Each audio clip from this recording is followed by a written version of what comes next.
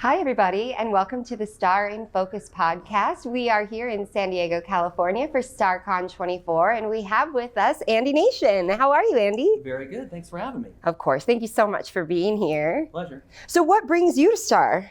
Right? How did I get this job? So I've been in the industry for many years, and I think I did go to a Star conference literally 18 years ago in a different town. It wasn't in beautiful San Diego, Coronado like it is today. But in the industry, this is just something where I'm plugged into. So I'm working with court reporters and in court reporting agencies. So that, it just makes sense that I'm here. Most of my time has been spent in recruiting or working with servicing lawyers. Sure. But this is the first, of this kind, and I love it. Well, thank you. I'm like, where has this been? This is a whole different thing. It's amazing. I am so happy to hear you say that because we are having a really good time, and we're hoping we're setting the stage for more, of these kind of collaborative, just welcoming spaces. And you're a videographer, right? Yeah, by trade, videographer, and then trial technician more recently in history, past history, and then, but a little bit of everything, chief bottle washer, the whole thing. Yeah. So tell me about trial technician, because does that mean that you're just playing the video back, or does that mean you are doing graphics on all of that stuff? Good question. So there's a couple layers of that. A trial technologist person can be somebody that's in a war room prep where they're doing trial binders and meeting with lawyers, getting ready, and then there's I'm more of a hot seater is what they call it in the business, which is that stuff's already been done, but we need somebody that knows how to hit the right buttons and play it back for a jury. Oh, okay. Put up exhibits for display, play back impeachment clips of video depositions and things like that, and kind of do it on the spot. Be in the hallway when ready, and then when ready, let's go. It's go time.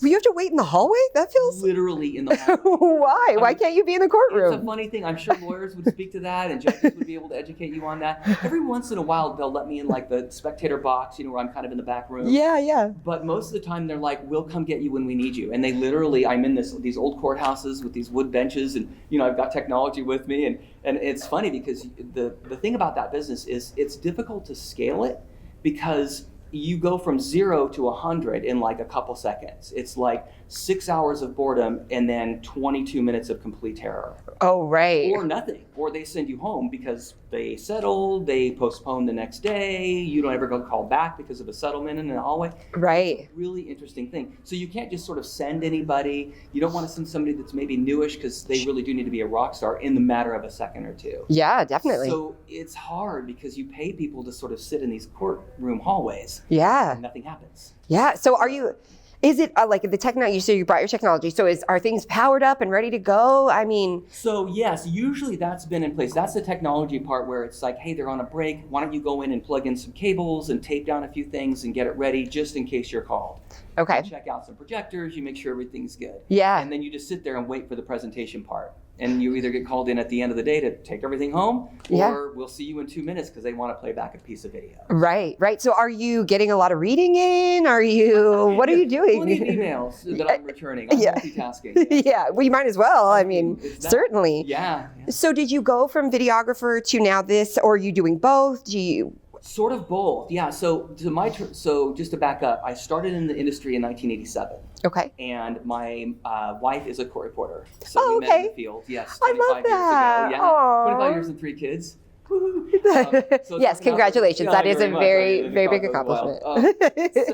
But my mom was also a court reporter. So I literally grew up in the business. Nice. Yeah, and she was a pen writer in the 50s. So she learned how to write, shorthand and took this traditional steno theory. Okay. And was really not a working reporter for a long time, but more of a transcript editor. Okay. And administration and stuff within agencies and helped start businesses and things. So. Okay. Yeah, and she worked I was very kind of an interesting. I know I'll just sidestep a little bit and get out of the box for a second because that's what I do.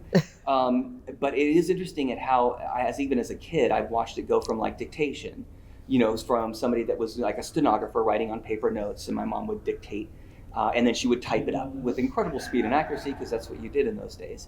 And she actually was one of the very early pioneers to go, hey, we realize this thing called computers that are coming out, and this industry is going to be computerized. So she took her sort of lexicon knowledge and her acumen as sort of a good writer and a language person, and really put it to good use with the technology because she was kind of tasked with helping court reporters learn how to build dictionaries and learn how to basically transition from paper notes to something that's called electronics. So wow, that is really days. monumental. Yeah. So I watched all that as a very young boy.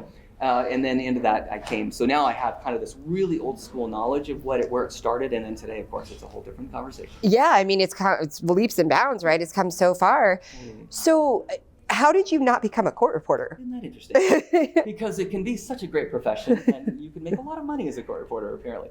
I think it's a calling. I think it's one of those things where it's, the perception of being a court reporter is, you can type fast. Yeah. Or there's this dexterity, but in business, right? It's all about briefs and phrases, and I'm finding that people that make great court reporters are like professional actors. They seem to be coming into the business more and more because, and I thought, well, that's weird. They don't know how to type, but they're really good at trailing or memorizing lines and listening to the next cue. Like it's a different part of the brain that I just never really had. Sure. Well, and it's hard, your hand-eye coordination is one thing, but your ear-hand coordination, right? Like when somebody says heads up and you're like, oh, does that mean like, do you know what I mean? Right. So that kind of reaction time is it's a skill that you have to learn, like, it definitely is, but it's not something that most of us are not born with it. I mean, I think you're right. And I think it's a really narrow scope of people that can do this. So yeah, I knew early on that I probably wasn't going to do that, but I'm a good service guy, a waiter in college, waiting on tables. I'm still waiting.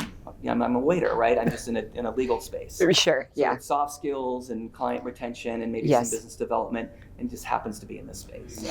And so do you own your own company now? Do you work for somebody? What does that look like? So I have yes and no. Okay. I still keep a LLC kind of active in case, anything happens, maybe a school pop up or something, a side hustle. But so I have off and on through the years either worked at an agency as somebody that's on staff, or been hired by them as an independent subcontractor for video or for training or trial stuff. Yeah.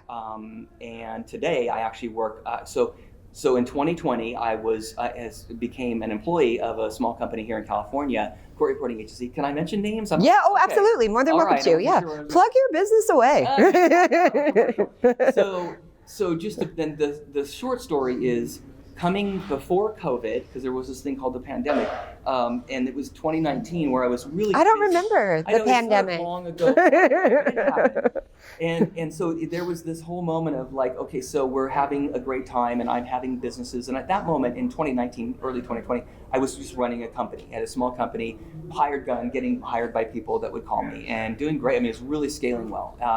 And then we had this pandemic, and I got a call from just a friend in the business that was an agency owner from, it's called the Sullivan Group of Court Reporters out of Long Beach, not far from here in San Diego. And so Michael Sullivan, the owner, we'd had coffee through the years and kind of got to know each other, seen each other at events. He said, hey, how you doing? I'm like, I'm pretty good. How you doing? Right. Just keeping everything friendly. He goes, let's keep in touch because, things are interesting right now. And I said, well, they sure are because it's a pandemic. And so for a minute, I was panicky, right, figuring how we're going to live through this and what's going to happen. And then I thought, I'm not proud of a lot of things I've done in my career, but this is one of those weird things that probably just did out of muscle memory. I thought, I better pivot. I better figure something out so I can pay the bills. And I heard about this thing called Zoom. Who heard of it? Yeah. Not on the map. Nobody knows. But I kind of heard about it just in my technical space. And okay. I thought, they're probably going to be a thing. And I called Zoom and I said, do you have a trainer? Is there a paywall I can get into to get some seminars or something? And they're like, oh, we do. And I'm like, let's go. So I'm writing checks. And my wife was like, I thought it's the opposite, yeah. She's like, we're supposed to hang on to money because yeah. the world is ending, right? Yeah. I'm like, I think this might be good, right? So I literally spent like a month or 3 weeks just making myself sort of this self-made expert on like Zoom and remote. And then I rehung my shingle to these agencies and said, hey, anybody need help? Nice. And Michael Sullivan said, we do. We don't have an alienation. We don't have anybody like you. We're losing business because clients are like bleeding out and they need to litigate and they don't know how. Yeah. Could you help us? It was just the perfect storm. That is awesome. Unbelievable. So then I joined them and then more recently, the end of last year, we got acquired by Esquire. So now that's an Esquire company. Oh, okay. Yeah. There you go. Yeah. I mean, I'm very familiar with that. And so are you specific, different states have different laws or whatever. So are you specific to California or do you get to work in other places? Yeah. So really California for me. I'm a certified legal video specialist, so, through the NCRA, there's a national cert. So I certainly do a lot of litigation that's not this state because of remote. Yeah. So constantly being called to do something that was filed in Florida or something like that. But most of my stuff is here in California. Okay. And do you like that? I mean, would you prefer it to be like not sitting in the courtroom here, maybe doing it via Zoom, or what's your thoughts on that? So it's funny, because of my role at the company, I wasn't just, oh, you're a videographer, go take depos. Sure. I mean, that's a part of what I do. I still do it. But because I'm really more of internal, and I'm sort of, in staff and production help and just a lot of stuff, helping the sales team. So it's important that I stay close to a desk. That makes sense. And especially if you're trying to wear so many hats, right? Like, and just be on call, it kind of sounds like. That's it. So you're like a doctor in a way, Like It's just guy, right? That's funny. Yeah. Careful, you don't hire me for any medical. Yeah, right. Yeah. So your mom's a court reporter, or was, maybe, hopefully she's retired at this point. Yeah, she actually passed away some years ago. Oh, I'm so sorry. Oh, no, thanks. But it was a great run. And I wish she was here to see this, because she would really be interested in this iteration. Yeah, I bet, especially being a part of that tech. I mean, all of technology usually comes with a little bit of hesitancy, and some people are maybe scared and push back and all of those things. So it's nice to see that, like, this is not the first. It's certainly not going to be the last, this phase that we're in right now. Right. But so I was going to ask, so she was a court reporter, your wife. How about your kids? So funny. I think because kids sometimes do the exact opposite of their parents. Sure. They don't want to do anything like this. Right. It's weird. I want to say, why not? Like, this is a real thing. But, you just Yeah. Sometimes what they do is in their mid to late 20s, they come back and go, what's that court reporting thing? Because I couldn't help but notice you guys made careers out of it. I'm like, yeah, it's a great career. Yeah, so sure. We'll see. But no, not a family business at all, other than just my wife and I. And so my wife has now transitioned to more proofreading and text editing and scoping and that kind of stuff. Not working in the field. And yeah, definitely. Gosh, I cannot imagine working without a proofer. It is so critical. Right? Yeah, And I'm connected with all the court reporters, so when she gets slow or maybe looks for business, I'm like, who do you want to know? Yes. Because I know they need her. Yeah, absolutely. Proofers, right? Yeah. And I mean, we say this all the time, especially right now while we're trying to, make people feel secure about, digital and stuff. Like, there are bad, stenos, there are bad proofers, there are bad, right? Like, so it definitely takes a quality person to really be a part of your team, and vetting the team is a really big part of, I think, building that reputation and all of that stuff. And so she's entirely remote. And she actually works, very, very, it's just PDF transcripts. She makes corrections. She sends them back with highlights and some comments and things like that. Yeah. It's not even like she's in Zoom environments or anything like that. Yeah. It's really interesting to watch. But what's the interesting thing about her skill set, and this is what I kind of call a little bit of a lost art, and it goes back to my mom a little bit, is the grasp of language. Yes. Right? Because so here's a quick story. So in the early days of my mom being an editor and kind of basically proofreading and text editing for the owner of the company that we worked for at the time, this is a long time ago. This is like mid to late 70s. Okay. I was a little kid. But I remember when I first started working in the business, there was one big client. It was a PI firm out of Orange County here in California. And so I'll never forget it. His name was Byron Rabin, a lawyer. He was a partner at this firm. He's now a judge in Orange County. He's probably a retired judge now. But he's a great guy. But the biggest client that this agency had, and the agency owner was the stenographer, and my mom was the let's get the transcript out, right? Sure. So here comes Byron Rabin. He comes flying in. He throws down this transcript. I'll never forget it. I was in the room. He goes, Carrie, this was the owner. He goes, you and I are both at this deposition. This is not what was said. And Carrie is freaking out. He's like white. He goes, this is so much better than I could have actually asked that question. Thank you so much for that. Like, literally, this is old school, late 70s, scotch with a cigar. Yeah. Right? Yeah. So he had that kind of vibe. But, so there's no creative writing. We're not trying to recreate. But there is a creativity to how it is put together and how the syntax reads, right? 100%. Especially when people are talking over each other. Oh, my goodness. Yes. How does that read? Yes, so exactly. How does that punctuate, right? Yep. And that is the thing that we talk a lot about AI and all the stuff that's going on. It's great, and that I think the learning curve will be short because that's pretty fixable, but not entirely. There's that human part. Right? Yeah, absolutely. What does this feel like? Exactly. How is this going to read when I crack it open or look at it on a computer? 100%. And my favorite example of that is the, let's go eat grandma. Without a comma, let's go eat. Yeah, you know what I mean? It just changes the meaning of the entire sentence. And for me, it feels like job security, definitely, in a way that we can work together with tech to make it better. But so important to be able to, understand, like you said, the readability piece of it is monumental. And there is some creative license. I know I'm kind of joking about this thing, and I'm sure it was actually pretty accurate. I hope. Kerry Startup, by the way, and he's around if he's watching this.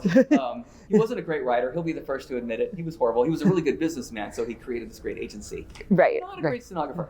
But my mom was great. She was kind of like the Carrie Sarnoff whisperer. You know, she could kind of figure out where he was going and stuff. It was really funny. Yeah. Interesting relationship that they had. So, but yeah, I think that whole transcript production, whether it's a traditional steno, a mask writer, and all these methods that we talk about today with digital, it's just not going to go away. And I think we heard about that today from some of our lawyers and judges. Yeah, most certainly. I mean, and in every industry, you have to have people, right? I mean, even my vacuum that pushes itself around does not do as good of a job as the one I have to push myself. You know what I mean? So it's like, exactly. You got to be a member, active participant for sure. And that's just it. And so that human, and I can't remember who said it, but it was something about the technology is important and it's evolving and it's getting better and it will always. But who's driving it? Yes. And the people that are going to be obsolete are the ones that didn't at least embrace it. And yes. As opposed to saying, I'm old school, I don't do it. Yeah. That's a problem. Agreed. If you say that, careful. Yeah. It's a good way to not be busy. So. Yeah, exactly. Yeah.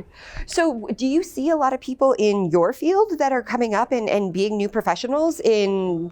I mean, you wear so many hats, it's hard to say in one thing, but like... trial or videography. I mean, either one. Yeah. Do you see it? Do you have a need to fill those roles or? Yeah, good question. So it's funny. I do a lot of career days or teach tech classes at court recording schools. There's a few brick and mortar still out there in my town for sure. And so they'll call me up and have me talk to these people. And usually from those classes, I get a couple people every time that come to me and say, thank you. And by the way, how can I get more involved?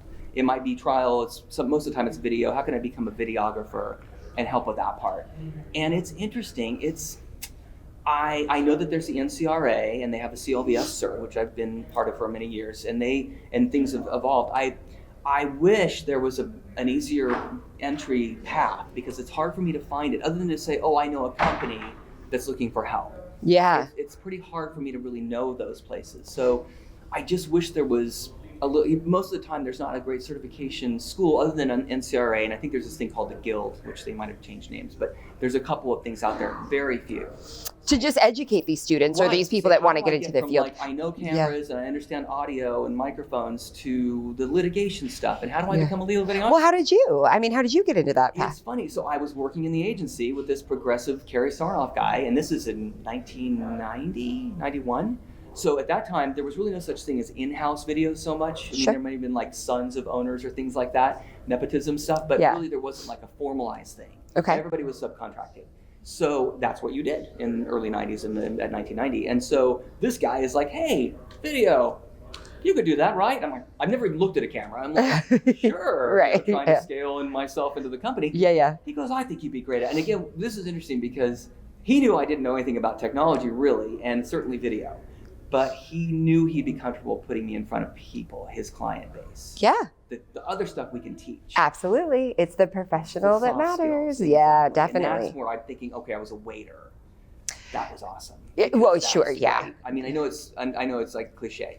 I don't think so. It's underrated, right? It's like that's where you learn. Because it's an A to B in a matter of 30 minutes. Totally. You did great. You didn't do so great. Yeah. Feel it. Right. Those are instant results. Yeah, definitely. So that's, So, okay, so you didn't know, you were, fortunate enough to have somebody want to put you in that place, but then how did you get to know what to pass to get your certification? Where did that training come in? Yeah, so that was a combination of a couple people in the business that we had known, like the subcontracting group, a couple techie guys, and then plugging into NCRA through the CLVS, a certified video program, and then going to Atlanta or wherever it was that year and doing a hands-on study. And I mean, it takes a whole year to get that. It's kind of a very involved thing.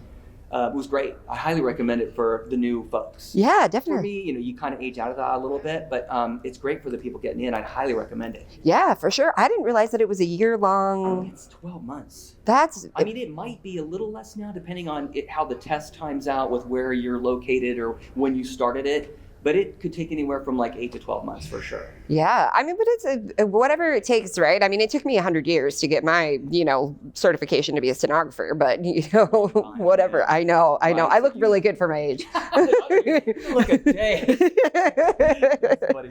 Yeah. Right, and that's what we talk about today when it comes to skill levels and how to get your CSR or get a stenography certification versus something that might be more of a digital reporter or a mask writer. Just different levels of, time in school, how fast you get through that. Yeah. it's an interesting time. For sure. It really is. Yeah. So do you know, you may not because it sounds like it's been a minute since you went through the program, but is it like a self-paced, or is there like you have to take this class this month, this class this month? So it has been a minute. I think it is pretty self-paced though. I think the way I've got it now, there's a bunch of online stuff, and I think they still proctor it as a hands-on. Like eventually what they want you to do is get into a conference room and do a pretend video situation where it's kind of cool. Like you basically are walked into this room and it's like a little bit of a set. It's like like an escape room. Yeah. And please get me out of here. Yeah. But it's like, because you've got this panel of people and they're supposed to be the lawyers and they're very serious. Yeah. Poker face. And then you've got this camera that's sort of on and you've never seen it, and you've got a mixer that you kind of recognize a model of it, but not really. And then you just do things. Like they're like, go. The videographer was here, but he had an illness and you stepped in. Oh, and you're like, how silly. Yeah. Right? So it's one of those things where there's just no way you're going to know everything. Right. But they just want to make sure you're asking the right questions. Absolutely, like, yeah. I'm going to assume that there's been a test or a due diligence where we did a playback, and they're like, you can assume that's already happened. Yeah, totally, right? So yes. it's kind of one of those things. Yeah. You're really doing it, they just kind of want to make sure you're, because it is that way. Absolutely, yeah. You got to be vetted. You got to pass the test. I totally get it. Yeah. What do you have? Any memories of like the craziest thing that you were involved in when it comes to videography? Well, we were just talking about that off the record, weren't we? There was one particular one that was, I didn't know about it, but I was driving to LA and I found myself on this winding path up to a big mansion, and it happened to be the Playboy Mansion, where it happened to be the Hugh Hefner deposition, which was funny because nobody could tell me what it was. It was this big secret thing, right? Sure, yeah. That was a weird thing. It was Yeah. as weird as you think it was. God rest his soul and all. Oh. There you go. But it was an interesting time. So those are the ones. But I will tell you, the ones that I really found most interesting that I almost kind of miss, even though they were hard days, are the trial preservation videos, the asbestosis cases. Where they're doing something where they're not going to be around. Yeah. And yeah. so those just felt like the hardest days, but the best days on the job, because it just, you knew they were eventually going to probably see the light of day with the jury trial, and Sure. that the family had a legacy for the good of, the process of law, which was served well, and hopefully it all worked out, and I was part of that. Right. Those I actually kind of miss, or the ones that were like Day in the Life, where it was an accident. Oh, those are so hard, but yeah, I know what you mean. You come in with a portable machine, and you're in somebody's bedroom, and I'm a video guy. Yeah. There's breathing machines, and there's stuff going on. Those are hard days. Yeah. But I got called on a lot of those. I think I did a couple, and they're like, put him on those, because other videographers weren't comfortable with that. Yeah, I would probably be sobbing. It would be, I can't imagine. But that just speaks to the real bare bones level of why we do what we do. Yes, because it's the wheels of justice and the noble, trying to preserve, like you said, all of these things that should be memorialized. And that's when it goes back to your question about, well, why am I not a court reporter? There's just different levels of fit of where we go in this industry, and I just really am comfortable in the service space without the certification of steno. I mean, I'm certified in other ways, and I have a bunch of other skill sets, but just the service part is just what I really love. I'm not a lawyer. I'm never going to be a lawyer, but I really understand what they're doing. And they really, and I know there's way too many lawyer jokes out there. It hurts my heart. Some of them are actually pretty darn funny, and the lawyers will be the first to tell you. But it's really, at the end of the day, it's important. It is the best system, even though it's not perfect. It's still the best one around, and it's serving people. These are helpers of people. Yes, and that's what it gets down to. Absolutely, I couldn't agree more. And we encourage people that want to make a difference to be a part of it. Absolutely. Yeah. It has been so good talking to you. Thank you so much for joining us. Thank you. It's been great. I'll be calling. All right, we'll be in touch. Yeah. Thank you guys for joining us, and we will see you next time.